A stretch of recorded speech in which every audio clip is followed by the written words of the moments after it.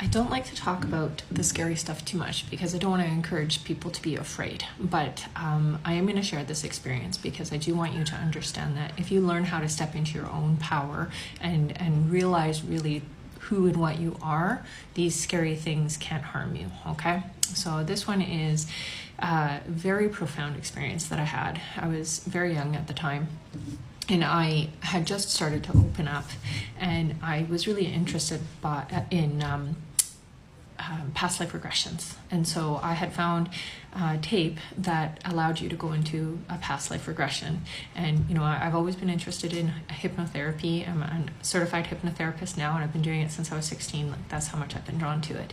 So I had some friends over, and I had this one friend who in particular was doing this tape. And he was doing it by himself, and my other two friends, we were all sitting on the couch, just kind of watching, supervising, making sure everything went well.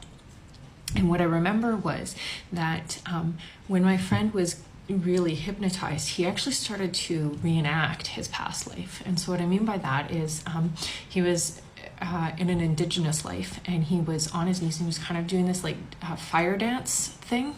I don't know how else to describe it. And then he took a peace pipe and he sucked on it, and then he passed it off to somebody else. And then as he was in this like trance-like state, he grabbed his foot as if like something had hurt him or poked him or something, like he was just holding his foot.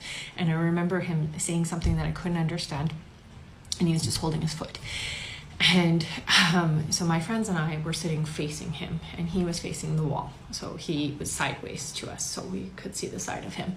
And he just was holding his foot, and then all of a sudden he just let go of his foot, and he just started doing this dance again. And he turned and he looked directly at us and opened his eyes like really fast, and his eyes were all white with 2 black dots. And I felt this energy just hit me, and it went like up my body. And I gotta tell you, like, with my background being Christian, growing up in a religious background, you know, I know where your mind would go. My mind went, and I just thought, oh no, I have to deal with this right now. And he grabbed his throat, and he started going and he fell back like he was being suffocated. And I ran over, and I put my hand on his heart, and I remember pushing light, like I just kept pushing light energy into him, and I was like picturing whatever was in him leaving his body.